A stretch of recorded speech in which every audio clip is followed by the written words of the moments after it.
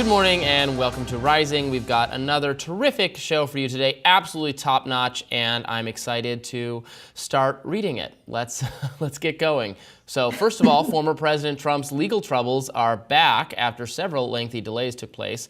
We're just 10 weeks out from the election, and prosecutors in Special Counsel Jack Smith's office filed a superseding indictment Tuesday against Trump over his alleged efforts to overturn the 2020 presidential election. Now, the new indictment narrows the allegations so that they're in line with the Supreme Court's recent opinion on presidential immunity. Specifically, the new indictment removes a previous section that had accused Trump of trying to use law enforcement powers of the Justice Department to correct his loss. Now, Trump reacted on Truth Social, writing, quote, "This ridiculous political hoax, which most thought was already won by me, comes right out of the White House and DOJ and is being pushed by Kamala Harris and crooked Joe Biden against their political opponent, me. Like all the other witch hunt cases, it is being mocked by legal scholars and experts as gross election interference." That is not all. On Monday, the special counsel urged a federal appeals court to reverse Judge Cannon's ruling last month that dismissed Trump's mishandling of classified documents. Special counsel Jack Smith also said Judge Cannon was mistaken in ruling that Smith was unlawfully appointed by Attorney General Merrick Garland. Trump's lawyers have 30 days to reply to Smith's brief. And the key here is that neither of these cases will go to trial before Election Day. And if Trump wins the election, he'll be able to kill both of these proceedings, which I wouldn't put it past him to do. But I love the way he writes a Truth Social post, Robby. The same way we studied Shakespeare, we're going to study Trump tweets and truths. The way random words are capitalized and others are lowercase, it all means something, doesn't it?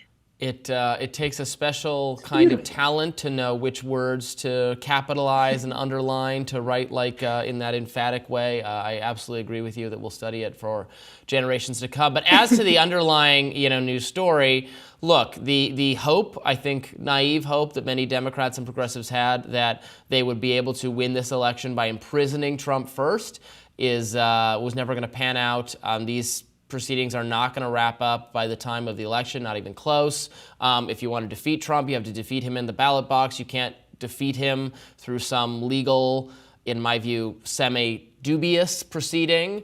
So the indictment is going forward with the limited by the Supreme Court because you can't, according to the Supreme Court decision, some of his actions fall in his official capacity, and he has immunity from those.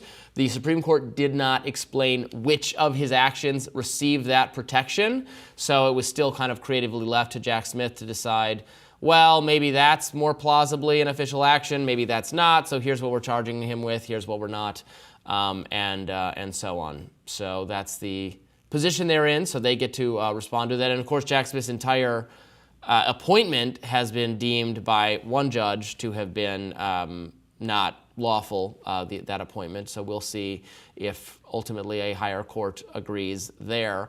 But I think the bottom line, again, is just that there's nothing, if you want to beat Trump, you have to beat him fair and square in the election. Holding out some hope for divine legal intervention was never a good strategy. Right. Yeah. I think determining what is an official act and what is not is a task that the Supreme Court has essentially set itself up to hear another case on, because I can imagine a world where a prosecutor argues quite convincingly that when Donald Trump was in the White House and throwing chicken nuggets against the wall during the election, that he was not serving as president, that he had clocked out for the day or something to that effect. So what counts as an official act and what doesn't? What did he do as President Trump, and what did he do, as a friend of folks in Georgia? I think all of these things are going to be fleshed out in court. Very interesting that potentially after Election Day, if he wins, he could stop these trials from ever happening. That's a bit scary, but there's so much evidence for them to review. I just think that charges around this could have come shortly after the January 6th Select Committee wrapped up their proceedings. How long ago was that? Like 2 years ago at this point. And so I just really feel like the delay here was almost intentional. And I think that there are people in our justice system that have made some calculation as to what this effect will be on this election and on the American people if Trump is prosecuted. And this is the message she's putting out, is that this is all a hoax. It's a political prosecution. I think they're afraid of civil unrest, whether justified or not. Well, if there was a deliberate delay on the part of the justice system to delay the charging of Trump, I think that was probably designed to, and I'm not saying that was the case, but if it was the case, perhaps it was designed to interfere with his ability to engage in campaigning, which I think has been the most devastating aspect of these prosecutions, is that he needs to be out there giving rallies, which he's doing, giving rallies. He was almost assassinated at one, but he needs to be out there talking to the people in the swing states. And if he's, trapped in a courtroom in New York or D.C. or Georgia or wherever it is, then that's his resources are, his time is being directed toward staying out of prison. Well, that is a strain on the campaign, his ability to campaign, which of course he is calling a form of election interference. So I think that's probably the most negative aspect of the prosecutions for him, is that they've kept him, they have somewhat hampered his ability to campaign. He's still doing it, but he needs to do even more of it. It's not as bad though, Robby, as if he was already in prison. That might be a little harder. Then that would really interrupt his ability to campaign. Although can you imagine if the deep state put Donald Trump in jail, and he has to run the whole campaign from prison? I mean, that would make that the argument would make itself for what he is arguing he should be reelected to do, to dismantle the deep state, to prevent the weaponization of the federal government. He's like, look what they have done. They have imprisoned me for defending you. That will be his pitch to the American people, I think. Yeah, I don't know. If we didn't have this fiasco around whether or not Smith could have been appointed, I think things would have gone a little bit smoother. There have been, several hiccups in the prosecutorial process here with Donald Trump. And so I think also the Stormy Daniels trial happening made this, which is about a very recent thing, what happened on January 6th of 2021, it made it seem like it's a slew of cases that are political prosecution. But Donald Trump is the main source of information on Donald Trump's cases for a lot of these things. And he's not likely to give the prosecution side of things and say, well, yeah, I was, saying slanderous things about this woman who made accusations against me that the court actually found were true. And actually, I admitted to, but it's fine. I shouldn't have been prosecuted. In the same breath, he'll admit to doing the crime and also say it's wrong that he's being prosecuted for it. And his supporters believe him. And so will it have an effect on the election? No. But is there some standard of holding people even in power accountable here that people will lose faith in our justice system if that's not done? I think that's the motivating factor for continuing on with these cases, even though people know he's a widely popular political figure. He very well could be the next president.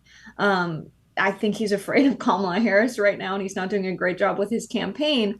But there's a lot of time until November still. And I think he could turn this around. And I don't see the cases, affecting him as much. But I'm scared of a scenario where he does win the election and he's never found convicted of these crimes. I think that would be a failure of our justice system altogether. I would lose a lot of faith in our government and our democracy if that were the case. And I hope it's not. I hope he loses, and I hope he's prosecuted. And listen, maybe a grand jury or a judge finds him completely innocent, but I think, he needs his day in court. Well, that's fine. I don't think the process should, he's being accused of serious crimes, and the process needs to work itself out. I don't, whether he's found innocent or guilty, I'm not going to be a member of the jury. That's up for judges and juries to decide. Certainly he should be no less accountable for his actions than any other political figure, although I do worry that the process has been construed in a way to make it more difficult for him to run for his election, that some of these stakes should be decided not even by a judge and jury, but by voters, whether they want this person to be the president again, and that part of this effort was at depriving voters of that opportunity and instead shifting it to the legal system, where there is a higher likelihood of a conviction, because when you're up against the legal system, prosecutors have a ton of power to rig the system against defendants. That's something that supporters of criminal justice reform, take Trump off the menu. Supporters of criminal justice reform know that the legal system is very unfair to defendants. The prosecutors have a lot of power to bring a variety of different charges based on a small number of actions, and to make the person seem guilty. But obviously, he should face the accountability of the system. I don't think he should be immune from prosecution. I wouldn't want anyone, having the most powerful job in the world, to be totally shielded based on their actions. I think that would create very perverse incentives. So we will have to see. More Rising right after this. Vice President Kamala Harris will give her first interview Thursday. It's been a point of contention that she's not given any interviews since she became the presidential candidate for the Democratic Party. There's been a lot of navel-gazing from mainstream media as to who would score the first interview with Kamala. And the winner is CNN's Dana Bash. Harris will not fly solo, however. Her running mate, Tim Walz, will be part of that interview, which prompted Fox News' Laura Ingraham to post on X, quote, "Pre-taped, live is just too risky. Joint interview. They're afraid of sending her out solo.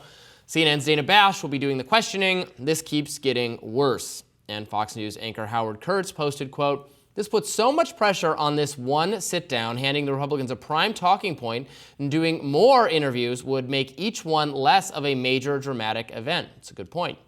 CNN GOP pundit Scott Jennings posted, quote, "Weak sauce for Kamala Harris to demand an emotional support animal," I guess that's Tim Walz, "for her first interview, shows an extreme lack of confidence for Thursday night event on CNN." The sit-down comes over a month since she's entered the race. According to a report in Politico, reporter Eugene Daniels writes that prior to deciding, Harris's campaign had been shopping around for who would be doing the big interview. Per his report, campaign staff asked reporters input too. Intelligencer's Jonathan Chait does not believe one interview will be enough to wipe away the narrative that she's afraid of the big bad mainstream media. In his latest piece for New York Magazine, he writes that instead of avoiding interviews, she should just do as many as possible. He writes, quote, "Getting Harris out into the news several times a week is actually a much safer strategy. If she gives a bad answer, there will be a news cycle about it, but she will be back in the news a day or two later talking about something else." I just think that the right in America would be saying, if Kamala Harris wasn't spending her time campaigning in swing states, why is she so obsessed with the mainstream media who loves her so much? It's so much easier than if she was out talking to regular people. They would spin whatever decision she made into a bad one with a different narrative. And I think they want as many interviews as possible because they want the viewership that is the same excitement that draws huge crowds for her. So I just find all of this terribly silly. I think it's just people in media who think this is a big deal. When I talk to my family who lives in a swing state, when I talk to my friends who are regular working class voters, they could not care less whether or not she sits down with a mainstream media figure or with who. I don't know, Jessica. I think this is kind of an exceptional situation because she did not actually have to run or campaign for the nomination. There were no debates. There was no primary process involving her. She was simply chosen to be the replacement candidate by Democratic elites and donors. And thus, I think, uniquely in this case, the American people might not feel like they actually know her, what her policies are. She is backtracked on a lot of them. She's flip-flopped on the border wall, some of her progressive environmental stances, whether she thinks there should be an electric vehicle mandate. That was something that our co-host Amber, I saw reported yesterday that she had originally supported a mandate that we all have to have electric vehicles by, I think, like 2040, and now she's just walked that back. She's changing her policies ostensibly, but she's not explaining it. She's not having to rationalize it because she's not ever in a position to get even polite scrutiny from a mainstream media that will no doubt be polite in their discussions with her because they like and support her and want her to win. Dana Bash did a good job in the Biden Trump debate, so fair enough. I think she'll be not insanely hostile by any stretch of the imagination to Kamala, but she might, ask her some probing questions that force Kamala to think on her feet. And that is what Harris has struggled with in the past, ending up saying those kind of vague platitudes. She'll have Tim Walz next to her to be able to step in, give some of that fiery combativeness he's known for. I do think she should do a lot more interviews, and there would be less writing on each one if she was talking to the press a lot. No, it should not take the place of campaigning in the swing states. Obviously, that's more important. But this is a situation where we did not have the opportunity to have the usual scrutiny you have for the candidate, for the person who becomes the nominee for president, because the process was done entirely on the fly this year. Yeah, I don't know. I just don't see it as big of a deal. I see her answering questions outside of her rallies. I think that they could have press outside of the rallies asking whatever tough questions they have for her. I just think doing a sit-down interview and the amount of attention this has had is unparalleled in media. What other president has received this amount of scrutiny demanding a long sit-down interview? I just think it's very silly and a bit ridiculous. Because this is an exceptional circumstance, Jessica. It is unusual. People and the elites in Washington care about, but I don't think it's something that regular voters care about. I mean, they're hearing her message, they're hearing her policies, and it just feels out of touch that this has become as big of a deal as it is, especially when you have so many interviews happening with her on the tarmac, outside of her rallies, that get next to no coverage. Why? Because they're inconvenient for this narrative that she never talks to the media, which they're pushing as a ploy to get her to come on their show more often because they want the views. They want to make money during an election cycle. And it's just not as necessary as they're making it out to be. But here we go. She's sitting down with Dana Bash, who did a great job during the debate between Trump and Biden most recently. I think she's a fine pick for the job for that reason. And Walz coming, I don't think is a big deal. People need to get to know Walz too. He's done a lot of sit-down interviews at times when she's been busy, because let's also remember she's serving as vice president. So the two of them showing up together is so they can get to know the ticket. This idea that it's emotional support is silly. If she's too busy because she's doing the work of being vice president, that's fine. That's interesting. I would like to know what that work entails. I think it's thus fair to consider her part of the Biden-Harris administration. I know you got on me for that the other day. I had to laugh, by the way, at this Politico headline from yesterday that was Vance tries to tether Harris to Biden during Michigan rally. Tries to tether Harris to Biden. She works for him. She's in the administration with him. If she doesn't co-sign the policies of the last 4 years, then she should explain where she differs. But she is part of the team who's responsible for implementing these policies. She was tangentially in charge of aspects, she was put philosophically in charge of aspects of the border policy, which is the single most unpopular aspect of the entire administration. That was her purview. So it's just, I feel like I'm being gaslit by a media trying to pretend, oh, she's the change candidate. She has nothing to do with the administration. She's part of it. She's part of the administration. And some of these questions could be ironed out if she faced hostile scrutiny from the media. So no, I don't agree. I think this is an exceptional situation where she has been suddenly thrust into the position of being the presidential candidate without any of the normal scrutiny you get by doing this process. And she should do more interviews, not just what she should do with CNN, Fox, and MSNBC, and Rising, by the way, make a little pitch for our show, or News Nation, The Hill, etc. She should make herself available. Yes, they want to make money and they want their ratings, and that's their motivation, fine. But this is a situation where this is an unprecedented situation, and I think it is totally fine. To the extent the media is even criticizing her for not talking to them, there's not that much of that going on. Mostly, they're just giving her favorable coverage. They're making or pretending that she has nothing to do with the Biden administration, even though, again, she's part of it. I think that's led her to conclude, well, why would I bother talking to them? They're so in my corner. They're going to boost me without me even having to work for it. I think that's been the strategy thus far, although that is going to change if she totally ices them out. I think J.D. Vance's predecessor would have a lot to say about the relationship between a vice president and a president, because Mike Pence and Donald Trump have everything in common, right? Especially the major stuff, especially the stuff about elections, considering he was his running mate. I think the Republicans know more than anybody in American politics that there is a difference between a vice president and a president. They can view the country differently. They can even view the Constitution very differently, and elections where their name is on the ticket very differently. So, yes, they're trying to make Harris own every single one of Biden's decisions, when let's be honest, every single one of the president's decisions are not ones that the vice president endorses. More Rising right after this. Fox News' Jesse Waters has found himself in hot water after making these comments on the network's primetime show, The Five, Monday night. Let's watch.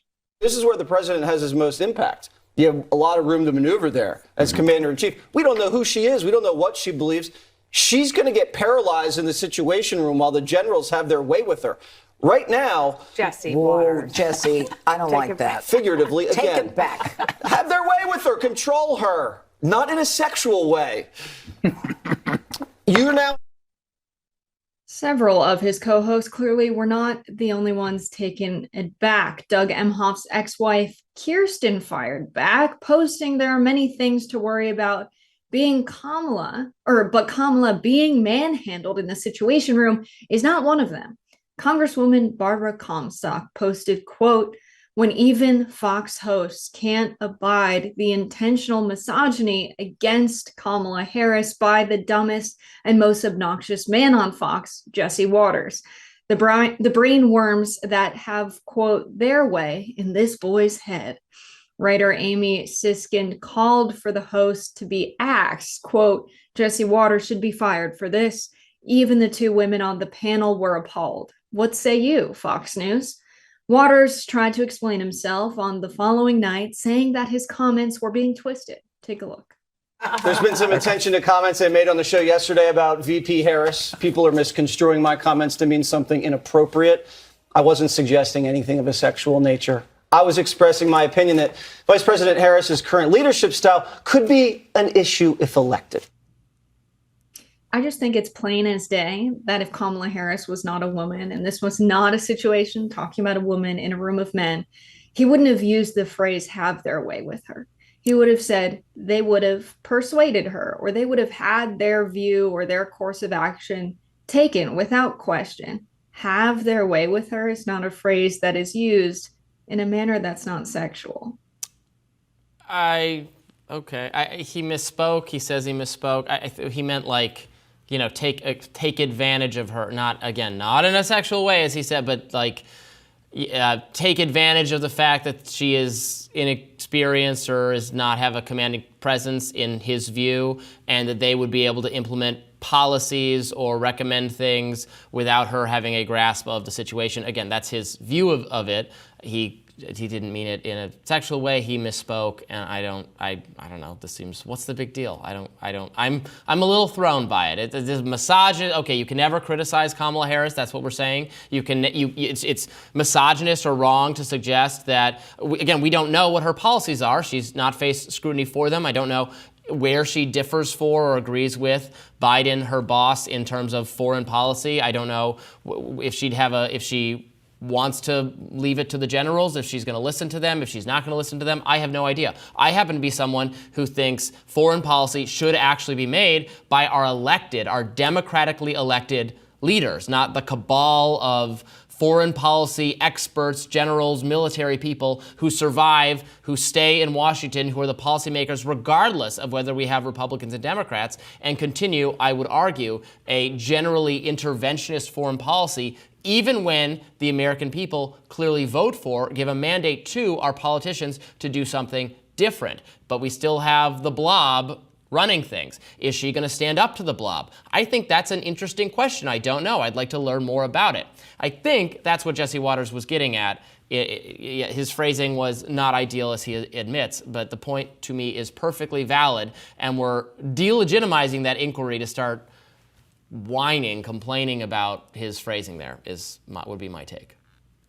I just don't get where it's coming from. What does he mean she's inexperienced? She's serving as the vice president today. She is the person on the ticket who has the most experience in regard to American foreign policy and awareness of where the United States military is involved abroad and what the details of those operations were. There is no one besides President Biden who knows more than her on this. So the idea that she is inexperienced or unable to make decisions when she has a record of public service that, I'm sorry, but JD Vance is tiny compared to her record.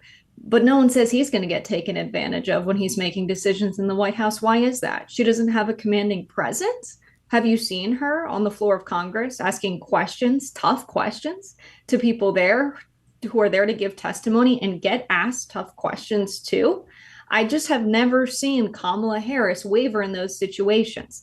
And Jesse Waters is aware of Kamala Harris's appearances on the Senate, in her committees, asking tough questions to elected officials, bureaucrats, and anyone of interest to the American government. He knows very well her record of public service as a senator and as attorney general. So this idea that she is someone who would be weak in the Situation Room, weak in a room of military officials, that's her job today. She's experienced in that. And so I just would ask, where is it coming from? Where are these ideas coming from at the baseline to make that criticism or ask that question? Well, they're coming from the fact that, again, as I said a minute ago, no matter who's in charge, I apply this to both parties. Barack Obama was elected on a mandate to have a less interventionist foreign policy, that the wars in Iraq and Afghanistan had gone devastatingly wrong, and there was no immediate withdrawal from those efforts. In fact, there was escalations despite what people voted for him to do. This constitutional scholar continuing aspects of the conflict that I think were violations of the Constitution. And people sort of wonder, well, why is that? Is it because the president doesn't actually get to make a lot of these decisions? They end up getting rolled by what people call the blob, the Washington, D.C. foreign policy military consensus. Are the people actually making decisions? I think this was true to an extent when Trump was then elected on that same mandate to have a less interventionist foreign policies. And I think in some ways he achieved that, and others he didn't. But who's actually making these decisions? Those are two people, Barack Obama and Donald Trump, with who are rhetorically gifted in different ways, who are strong personalities, who made very clear, who railed against the interventionist foreign policies of other administrations, who came in explicitly to change it. And I would argue both of them, again, I'm both siding this. I want to accuse both parties of not doing what they were elected to do. They were not able to make as much of a difference as expected. So then the question is, well, will Kamala Harris be able to succeed where they did not? And I would like to be reassured of that if she would more explain or more elucidate what her views are. And to your point about J.D. Vance, look, if someone said, I think J.D. Vance is going to get taken advantage of, or whatever the phrasing is, by the generals because he's not, I don't think there's evidence that he's tough enough to go toe-to-toe with them, I wouldn't react to that by saying accuse them of anti-male or saying a sexist or whatever remark. I would just say okay, well, what's your evidence for that? Why do you think that? It seems like, I don't know, I don't like that kind of shutting down inquiry for those reasons. It's not shutting down inquiry because he didn't ask what you said. That's just not what J.D. Waters said. He said Kamala Harris in a room full of military commanders would have their way with her. That's very different from saying, I'm not sure that Kamala Harris will stand up to the bureaucrats in the foreign policy establishment. That's a different inquiry. That's a different question. What people are upset about is not the content of the question being about Kamala Harris standing up to bureaucrats, the blob, the military industrial complex, or the foreign policy establishment, the CIA, nor any other international body. What they're upset about is that he said the commander-in-chief, she would be their boss, that military commanders went in a room with her, not her peers, people who are subject to her command would have their way with her. That's a ridiculous thing to say about the commander-in-chief. And so Jesse Waters' words were just simply not what you just said. And so I think people are upset because the words he did use are words that have a specific connotation that was inappropriate, that was dismissive of the idea that a woman could be commander-in-chief no matter how experienced she is. We'll be back with more Rising right after this. 2 Delta airline workers were killed after a Boeing 757 tire unexpectedly exploded at Atlanta's International Airport. This tragic incident took place early yesterday morning. The 31-year-old plane had been grounded since its last flight from Las Vegas on Sunday. In a statement, Delta said, quote, "The Delta family is heartbroken at the loss of 2 team members and the injury of another following an incident this morning. We've extended our full support to family members and colleagues during this incredibly difficult time." Now, we don't know yet what caused the explosion. Delta is cooperating with authorities and conducting a full investigation to determine what happened. Now, it's been a tough year for Boeing. Poor Boeing. 2 Boeing whistleblowers who expressed concerns about Boeing's safety and quality control systems died this year. The company also had a plane with a door blown off. Another plane veered off a runway when its landing gear collapsed. Another had a wheel fall off. Plus, Boeing's Starliner is stuck in space after several issues with the spacecraft's thrusters. So, I feel very bad for the pilots and engineers and everyone affected. I can't say I feel bad for Boeing because what these whistleblowers seem to indicate is that Boeing was aware of the safety concerns of their aircrafts and forced their employees and pilots on the airlines they sell their aircraft to deal with that and face the worst possible outcome of death. And that was a risk, seemingly, Boeing was willing to make by flying people on these planes that apparently they knew were unsafe, and then the whistleblowers just mysteriously die. I don't know. Very, very sketchy, Robby. Yeah, this is very sketchy. Obviously, this is terrible, very sad for the people who were killed. A third was injured. Yeah, so to be clear, this wasn't on the plane like while it was flying through the air. This was a plane that was not in commission, that was being worked on, I think. So, this is really very sad and incredible that this could happen. I mean, what is going on?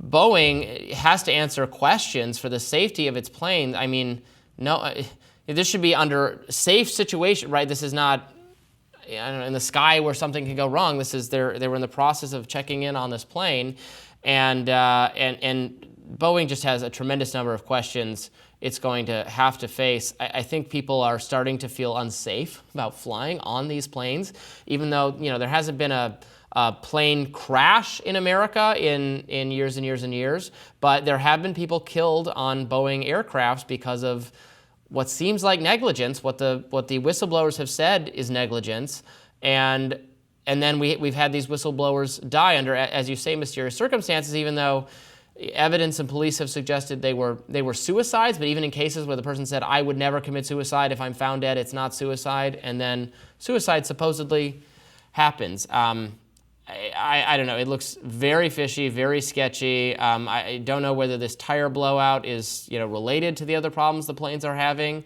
but something is clearly wrong.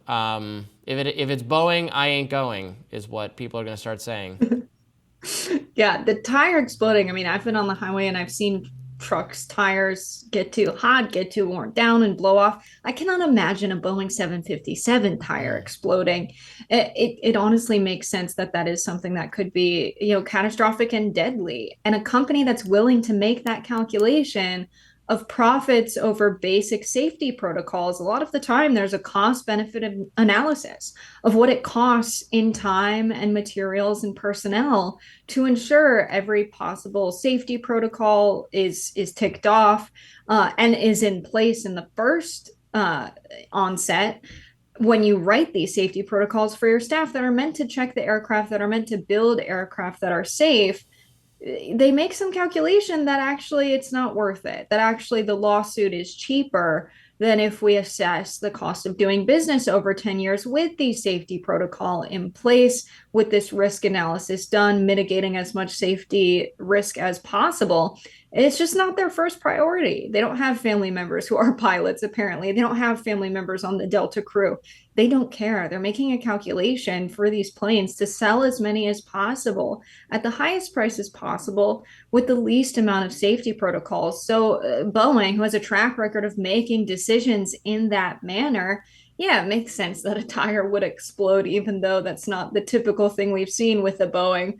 But you hear this story and it's, oh, was it a Boeing? They have that reputation now. And because we have this oligopoly, what other airlines where else are they buying planes from? Airbus? I can't think of another type of plane between Boeing and Airbus that I've flown on, and I flew quite frequently. That's a huge issue, the lack of competition in the plane production market. It's hard to break into in the first place, but sounds like we need some more, Robby. Yeah, for sure. Well, there's competition in the space category. Boeing was going to be playing a role in bringing home those astronauts. NASA said no. NASA did not trust Boeing's plans for that, voting instead to award the contract to Elon Musk's SpaceX, which will be able to rescue those astronauts in the coming months. I think that's also an indictment of the culture of negligence and disregard for safety going on at the company right now. Yeah, and I think about flying on these airlines. When I fly on an Airbus, I feel safer because I've heard less stories about them. But how frequently I fly on a plane that's like a Boeing 7, what is it, 737, 727. There's a big red notice called updated safety protocols on all of their packets. They've seemingly made some adjustments that make the planes more secure and have updated their safety protocols and are more intentional about telling people what to do in the event that something goes wrong on the aircraft. But it's still terrifying. And the fact that pilots are expected to fly these planes with known safety concerns, and we don't even get to hear what some of these whistleblowers really had to say or all of the information they had because they were suicided, which is a real verb. You can kill someone and make it look like a suicide. The CIA has done this extensively. I wouldn't put it past the people at Boeing to do it. I don't have any evidence of it, but I think when you have enough circumstances around it, it becomes very suspicious, and many people are asking questions about these whistleblowers' deaths. But honestly, if I was a pilot, I would be just as upset, expected to fly people on a plane that is unsafe. And, it's not that the airlines care about the customer so much. They don't care that I lose my luggage or my flight gets delayed and I get stuck in Chicago. But having someone stranded at an airport versus having someone on a plane that is unsafe, very different calculations being made. And it's really a profit over people's lives scenario with Boeing. We'll be back with more Rising right after this. Well, Ukraine stunned Russia earlier this month when it did reclaim a small patch of land in the Kursk region of Russia. Since then, Russia's failed to repel this biggest incursion into its country since World War II, leaving many foreign policy experts scratching their heads. Russia has responded by launching a barrage of airstrikes employing hundreds of drones and missiles. It's a clear message about Russia's military might.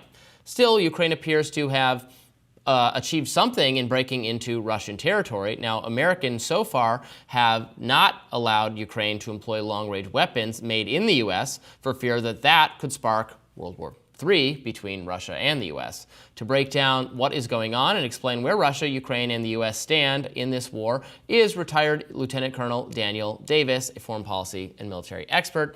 Thanks for coming back to Rising. Always good to have you here. Thanks for having me.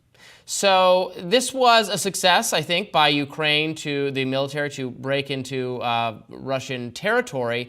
But does it actually change the long-term trajectory of the war? Does it put Ukraine in a position of actually having to defend more territory? Well, I actually argue quite the contrary. I don't think this is a success on the Ukraine side at all. As a matter of fact, I think that time may prove that this hastened their potential military loss. And let me explain why. When you're talking about sending between 15 and 20,000 total soldiers into a country the size of Russia, there's literally no chance that that can have any kind of success because Russia just has too many resources, personnel, ammunition, air power, et cetera, and that is basically a dead man walking. It's not going to be too much longer before Russia's going to put this out. Now, here's the other part that not many Western commentators seem to be even aware of, but there is a lot of evidence, and I have had this corroborated from some folks who've been on my show on Daniel Davis Deep Dive, that a full month before this happened, apparently some Russian observers recognized what was happening, and they actually allowed and facilitated made it easier for the Ukraine side to go into this incursion, which they contained. Here's why. Because Ukraine sent some of their best trained soldiers and most of their available strategic weapon systems and reserves into this area, and they are being methodically destroyed. Meanwhile, Russia did not move any of its troops from the east, especially in the Pokrovsk area, and a little bit further south even in that. And they are making significant and now accelerated moves in the east, and they could potentially even break through for the first time really in the war, the Ukraine side. So they are in a much more perilous situation than many people realize. I'm going to ask you a question I've asked on the show before, but I want your perspective on this. With this invasion into Russia, it seems to play into Russia's hand with the narrative that they have, which is that there is a far right force within Ukraine, that there's, Nazis in Ukraine coming to power, and that's what motivated their invasion. And this kind of aggressive action fighting back at Russia, is this something that strengthens that narrative and makes it hard for Ukraine to say, we're the victim of an invasion here, please help protect us against this invasion, making their case to the West? It seems to me that taking this action could potentially motivate, the Russian troops, more of them to fight, for them to fight harder to protect their country, and really see the narrative that the Russian government has in this war being true. Well, it's even more than you think there, because first of all, on the points that you raised, it didn't help that there were German Marder infantry carriers, what some call tanks, an infantry fighting. It's an armored vehicle from Russia, from Germany, invading into the Kursk region in Russia, where there's a big famous battle between the Germans, the Nazis, and the Russians back in the World War II, and that certainly reaffirmed those fears. The bigger issue that this reinforces on the Russian side is that this is the West and NATO and all of the European Union against Russia. And they say, look, you have British Challenger tanks, you have German Martyrs, you have American Stryker vehicles. This is all of the West literally invading into our country. And so it is absolutely solidified any kind of support for Russia, for Vladimir Putin in particular, and giving him basically a free hand to do whatever he wants to do. And at first, a lot of the Russian people were upset that Putin didn't move really quickly to get rid of all this incursion. But now then many of the commentators are saying, actually just keep those flanks open and keep it contained. But as long as Ukraine keeps throwing reserves inside there, they're going to be methodically destroyed, and they're not going to be available elsewhere. So this is actually being viewed in Russia now as a positive thing, and it reinforces, to your point, all of those things about the Nazi issues and whatever, but especially that it's the West against Russia. Well, and you could maybe make the case for, I could see the argument for, they seize this territory, give them, a leg up in immediate short-term negotiations. Maybe that strengthens their position right now, but they're not going to be able to hold this going forward. As you say, this is diverting resources they need to protect the rest of Ukraine to this effort. So if they, if they had on the the backs of a military success, you leverage that success for negotiation to maybe get a stronger outcome right now. But knowing you have to do that now rather than wait when you won't be able to hold that position, is there any indication that this was some kind of stunt or achievement so that they could get a more favorable deal in negotiations? Is there any indication they even want to negotiate? They being the Zelensky there government. In fact, both Zelensky and some of his senior officials have expressly said this was part of the reason, that they wanted to improve their negotiating position from a position of strength, et cetera. But it's frankly just mind-boggling and puzzling to me why anyone thinks that Russia would actually capitulate and negotiate from a position of weakness. And in fact, we see the exact opposite has happened. You've had from Maria Zakharova all the way on down, Sergei Lavrov, the deputy, Ryabkov, have absolutely said there will be no negotiations now. They had an offer on the table in June. They said that is now absolutely off the table. We will now win on the battlefield what we want. Now, it remains to be seen whether they can make good on that. Evidence suggests that that's maybe a real possibility. We'll see how that plays out. But it absolutely has killed any possibility and thought on the Russian side of having a negotiated settlement. And then you have really a strange press conference yesterday in Kiev where Zelensky said, I'm going to bring in September a victory plan to President Biden. And given the conditions on the battlefield, it's like, are you even still going to be in the fight by then? Because things are going definitely in the wrong direction, and they're accelerating the losses in the East. And now you have Zelensky talking about a victory plan, and frankly, I see no basis for it. Let's get into the long-range weapons. This is something that seemingly Zelensky very much wants, that the United States has said absolutely not. This will involve the West in a wider war, which makes sense in the context of what you just said about how Russia sees this now as a war against the West. I think it's the right move not to give them, access to long-range weapons or employ them against Russia. What do you make of this? Do you see the U.S. ever wavering on that? Well, you certainly would expect and understand if Zelensky ignores the certain answer of no, because we've given that throughout 2.5 years of war, and then we have gone back on literally everything so far, all the way up to and including the F-16s here recently. None of it has made any difference on the battlefield. Neither would this. All it's going to do is continue to escalate the situation and to increase the possibility that this does expand. You had Sergei Lavrov again emphatically state yesterday, in light specifically of with permission to try and strike deeper into Russia with U.S. or Western-made weapons. He said, "You're playing with fire if you think that there will never be a consequence." And I think it's foolish to say, "Oh, they're just bluffing," and then just ignore it and go on, because I'm not sure that they are bluffing on this one, especially when you're talking about their actual territory longer range.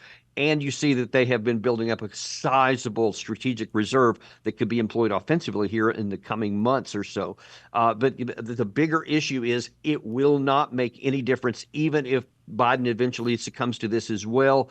And you don't need any more proof of that than look at the Ukraine side here. That you see that Russia has virtually an open door to attack with long-range missiles throughout the entire country, which they've just done on consecutive nights here to devastating consequence. But it hasn't stopped the Ukraine side from actually continuing on for their war. The idea that the Russian side, much, much bigger, much more capable air defense systems, would be crippled by this, which I've heard even earlier today, many Western commentators say, yeah, that's what would happen. It's nonsense. And it's like people who don't know what they're talking about. And I'm just being blunt here. They are dead wrong if they think that's what would happen.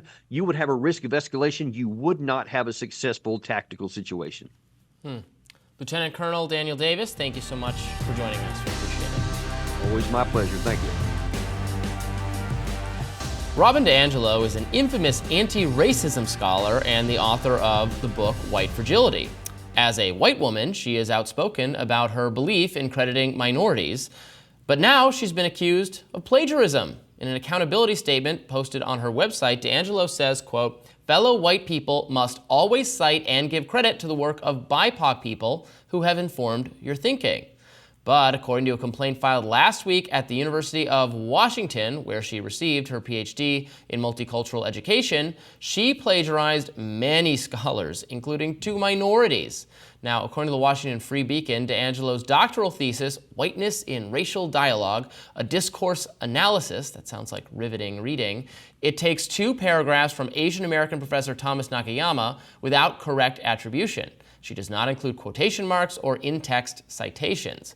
The Free Beacon also reports that she took material from Asian American professor Stacy Lee, summarizing the work of scholar David Theo Goldberg.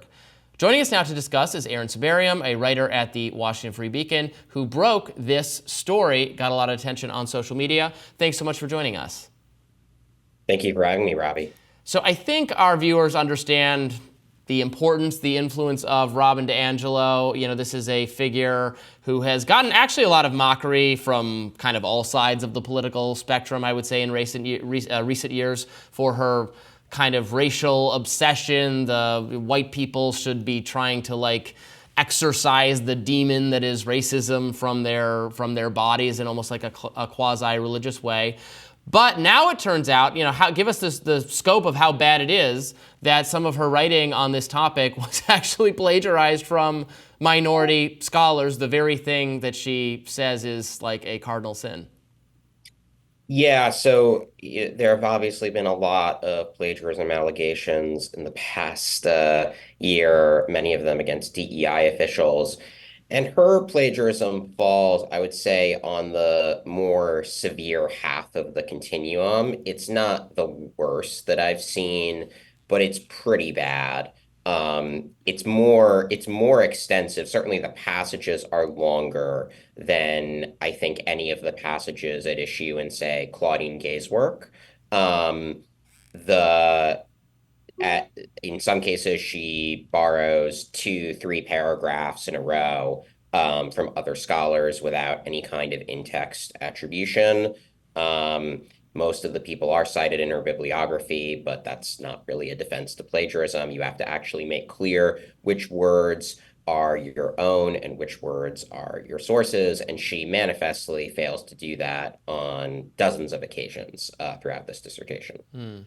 So one success is that she's done what many doctoral scholars don't do, and that's have people read her thesis and her work. Can you tell us how you came to this story, Erin? I mean, there was a complaint, I obtained it, and then I looked at the examples, verified them myself.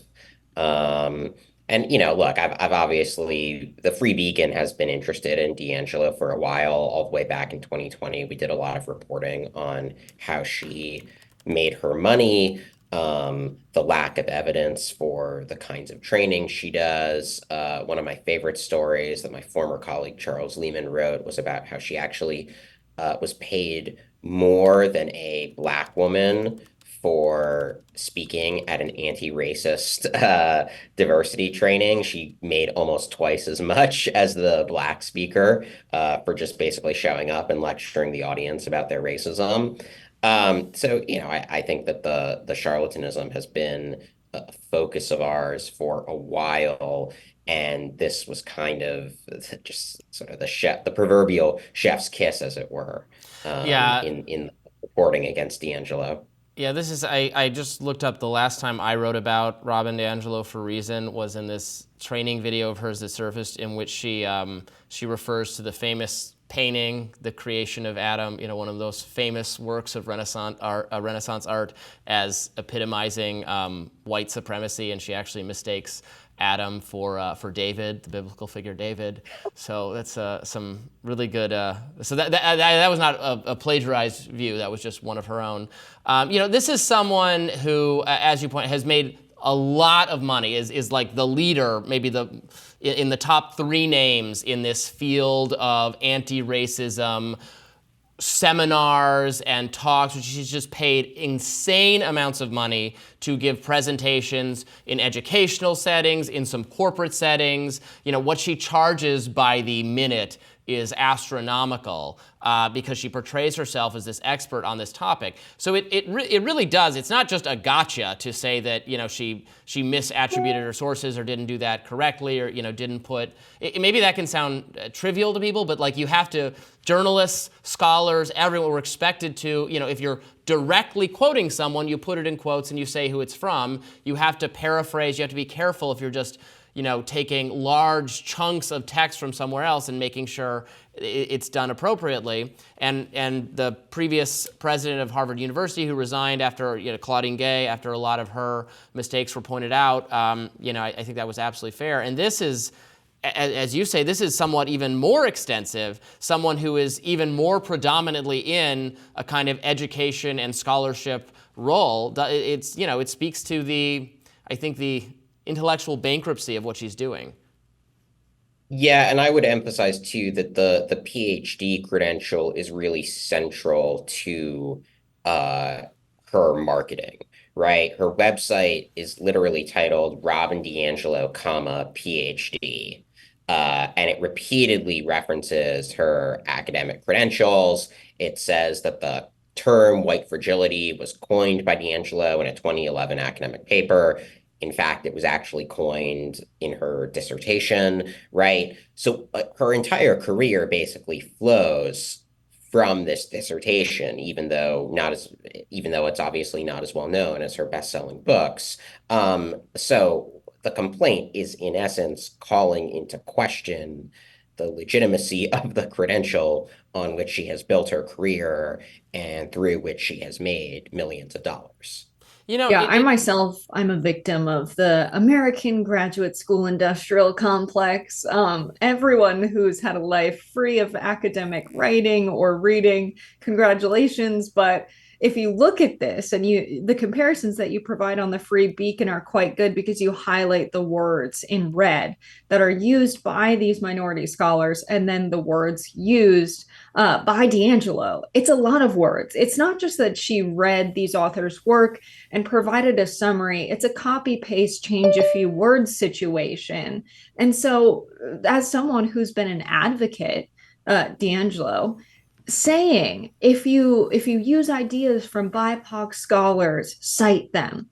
And there were citations, but there is something egregious about this copy paste, change a few words approach that Robin DiAngelo seemingly took.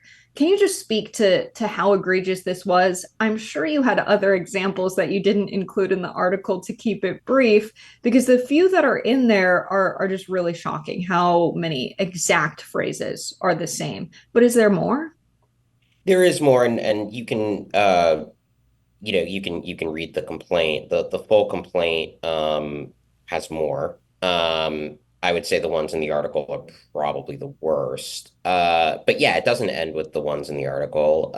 In some cases, she'll do this thing where she will credit the people in text, but she won't put quotation marks around the words. So she makes it seem like she's paraphrasing when in fact she's really copying the language verbatim. The other thing you'll notice about the examples we did highlight is that she often just changes one or two words. And that actually makes it worse than if she had simply copied verbatim, because if you copy it verbatim with no alterations, it might just be that you forgot to put the citation or the quotation marks. You were rushing, copy and pasting. It's plausible. When you change a couple words, though, that shows mens rea. That shows that you knew what you were doing and were actively trying to disguise it by making just a few token alterations. That's a good point. So that actually, I think, makes it far worse than if she had just literally copied and pasted verbatim. And the other thing you notice is that in some of the passages, she is basically using summaries that another author used of another author.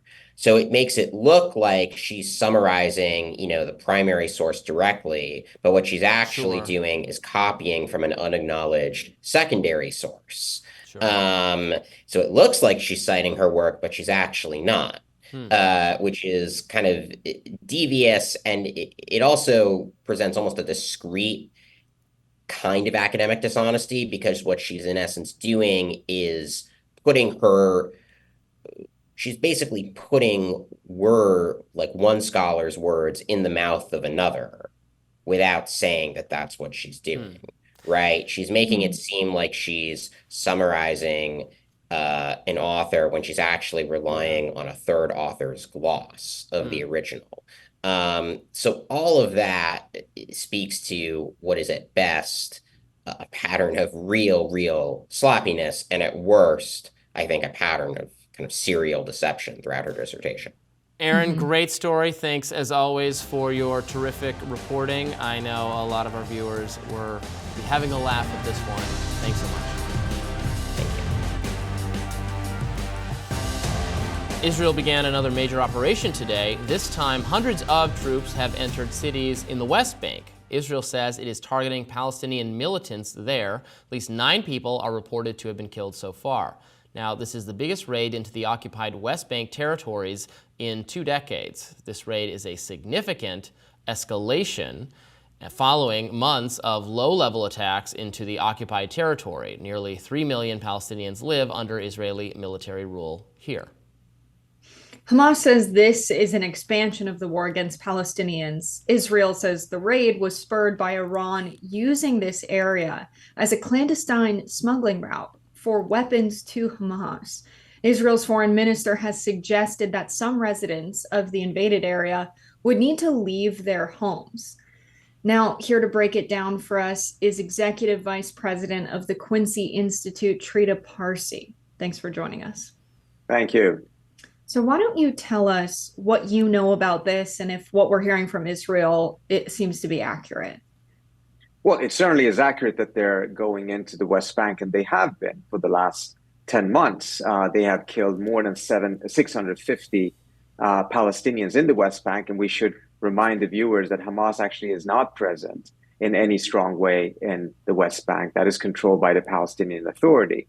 But they've nevertheless gone in, killed more than 650 Palestinians, while at the same time taking more than 1,000 prisoners from there as well, which we hear very little about in the media, mindful of the fact that these are not, they're not detained and prosecuted, they're just put into prisons, and some of them are put into some of these detentions that we now have evidence for, where massive human rights violations and torture has been taking place. So this is further escalation. I have to say, I find it very unlikely that not any of this would be happening had it not been for the Biden administration just constantly giving the Netanyahu government the carte blanche. I mean, after several vetoes against resolutions calling for not just a ceasefire, but also the release of the hostages and this constant protection of whatever it is that the Israelis are doing, whether it's assassinations in Tehran, in Lebanon, bombing raids in Lebanon, including in Beirut. Whatever it does, the Biden administration is providing diplomatic and political cover for, while also providing military cover, because we have now moved more ships, I think around more than 20 naval ships to the Middle East, essentially to provide the Israelis with impunity as they are committing these crimes with our weapons. You mentioned the Biden administration's role in facilitating this. Where do you expect the administration to come down on this escalation in the West Bank? Is there going to be any statement from Biden or Kamala Harris or whoever is actually in charge over there? They've been so supportive of what Israel is doing against Hamas in Gaza, and they can say that, well, we're supporting our ally that was attacked and is at war with a terrorist organization. But what's the rationale for what's going on in the West Bank? And will there ever come a point where this administration or the next one, which could be a continuation of the previous administration, is going to finally say enough is enough? So I won't be holding my breath, and I don't think there's many others that would either. But I think at the same time, while the Netanyahu government most likely is taking advantage of the political season here, calculating probably quite correctly that in the midst of a political election season, the Harris campaign is not going to be particularly inclined to get tough with Israel, and Biden doesn't have the inclination to ever be tough with Israel regardless. And take advantage of that and further escalate and destabilize the Middle East during this period. But I think we also have to recognize that Harris needs to recognize that it lies not only in the US's interest to make sure that we don't see this escalation. Every month there is some new escalation by the Israelis, and every time they do so, they bring the United States closer into war in the region. But there's also in her own personal political interest to do something about this, because if the Israelis continue to escalate in this manner and Harris keeps on just repeating Biden talking points, that will cost her tremendously with those voters who she will need in Michigan, in Georgia, and other states in order to be able to win the elections. I think many people see this kind of a invasion of the West Bank as maybe a Gaza 2.0. But is there any hope left for the Palestinians? Is this somehow different from the ground invasion in Gaza? Well, first of all, I think it's important to note also that the Israeli foreign minister himself said that this is going to lead to Gaza-like evacuations. And we've seen what that means in Gaza. That means that millions of people, 90% of the entire population of Gaza, are currently displaced. Many of them having to evacuate from one corner of Gaza to the other more than 10, 15 times. And every time they do so, several of their family members die of hunger or thirst, while at the same time, many of them, of course, are being killed by missiles, hitting tents where refugees are sleeping. If that is what they are calling for to happen in the West Bank, where Hamas is not present, then it's further pushing the envelope of testing. Is there any red line? Is there any point in which the United States would say enough is enough? You are doing all of this with our taxpayers' money, with our weapons, and you are destroying America's standing on the global stage, something that we absolutely will need, given the fact that in this century there will be increased tensions with China. It's not inevitable, but we will go towards a situation in which there will be a lot of geopolitical flux, and not having standing, not having credibility, not having any of those things is a huge detriment to the United States. And that is what Israel is causing the US right now, let alone the mass murder of the Palestinians. What is the response from, for instance, Iran to, what Israel doing this type of thing? We saw reporting, I think yesterday, that Iran was willing to have talks about its nuclear program again with the U.S. But does this, continued escalation of tensions in the Middle East dash any hopes for real progress on peace between the U.S., which ultimately should be the goal of the U.S. government to make sure our citizens are safe and protected, our peace with Iran and other states we've not always gotten along with in the region? It's a great point, because it does exactly that. We're now seeing clear signals from Iran, from the Pezeshkian government, as well as from the supreme leader, opening the pathway for diplomacy with the United States. A critical thing that has happened on that front is that the Iranians are now also recognizing that the JCPOA, as it was negotiated back in 2013 to 2015, has now been overtaken by events. It does not mean that a nuclear deal should not be pursued, but it cannot be the identical one that was pursued 2013 to 2015. So this has been the US position, both on the Trump and on the Biden, that they wanted to renegotiate it. In my view, at a time in which it wasn't necessary for it to be renegotiated. But because it's now essentially not been in effect for so long, going back to it is no longer possible. And now the Iranians are coming to that position as well. This should be welcomed by the United States, because it means that even though the two countries have a very different perspective of what the deal should look like, at least they're now recognizing that there is a need for a new deal. All of that is being jeopardized by the escalation of the Israelis that is leading the region towards some form of a regional war. That will make it very difficult, not only to be able to pursue that diplomacy, but also to sustain this level of common interest in which both sides seem to want a new deal. If there is a regional war, there is a significant risk that the Iranians will conclude that it's not a deal that they need, it's a nuclear weapon that they need. And this is a crucial, devastating outcome of what the Netanyahu government and Israel is doing, with the permission and active support of the Biden administration.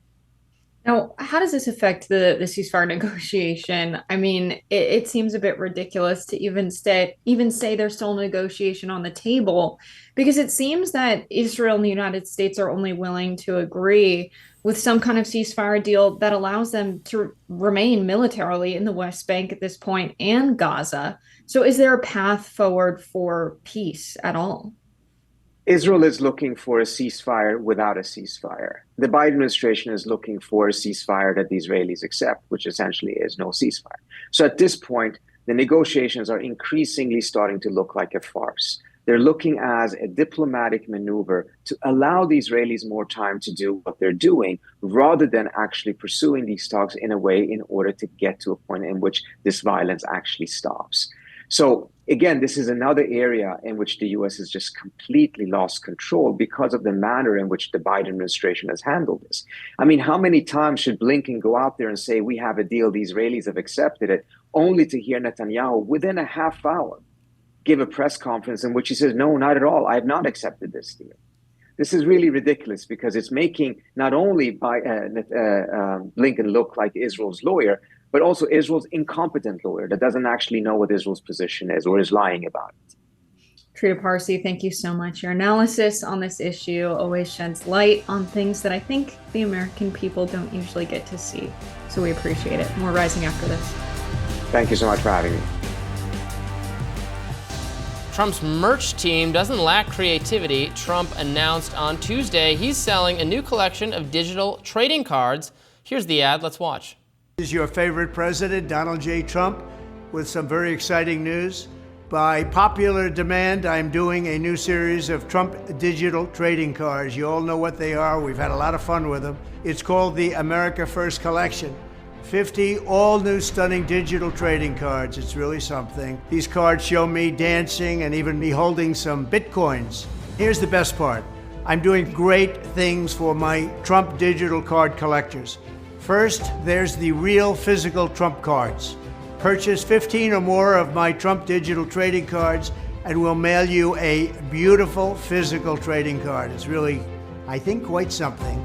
Each physical trading card has an authentic piece of my suit that I wore for the presidential debate, and people are calling it the knockout suit. I don't know about that, but that's what they're calling it.